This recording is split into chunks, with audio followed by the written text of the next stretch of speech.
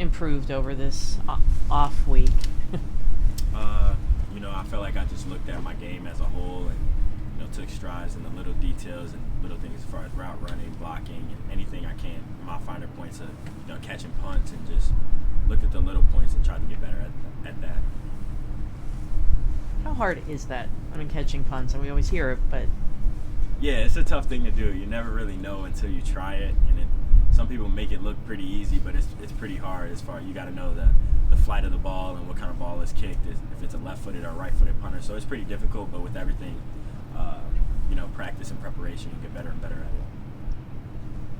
Is there any moment of panic against Northwestern Nebraska when there was the muff briefly? I mean, obviously when it was on the ground, there was a moment of panic, but I just know in my preparation and details, I just got to be better in that sense of just judging the ball. So I know my coaches have great belief in me, and my teammates have belief in me, so that makes me feel a lot better being back there and being comfortable. So, Aaron?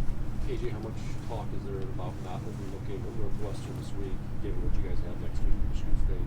Oh yeah, for sure. We're not overlooking them at all. We know they're a great football team. They're going to come in here and give us their best shot. So we're going to take necessary preparation to try to have a successful outcome. Michael? AJ, with the exception of that game in Nebraska, you've done a really great job of breaking the first wave of guys on just about every chance you've had to return a punt. What kind of goes through your mind when you catch it in order to break through that first wave and then hopefully have a chance for a bigger gain? Based on the return, like we set the return each week where it's going to go. So just I feel like it starts a lot with the protection, getting pressure on the punter, and then the gunners do a great job of getting blocks downfield for me. So, just having those guys makes my job a lot easier, I think. How often does the designed place where you're supposed to return it end up being the place that you actually return the ball? Here and there.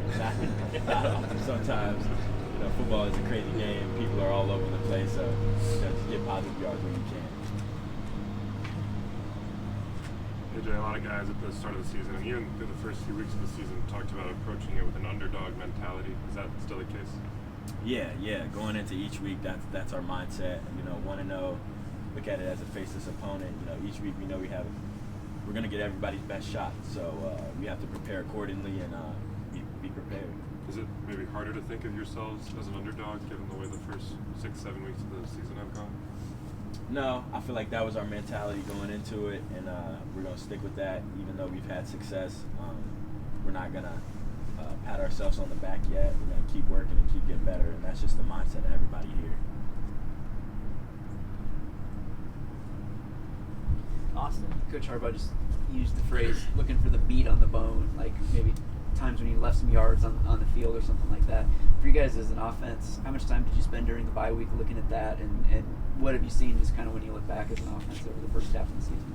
Yeah, every time we go back and watch the film, there's plays to be made that weren't made on the field. So I feel like the bye week was a good chance to look back at the film and really key on those little things, like the little details that make the play go, or little details that could just be the difference maker in a play or a drive or anything of that nature. So I feel like it was good for us to have this opportunity to have a bye week and look at our little details and try to take those to the next level.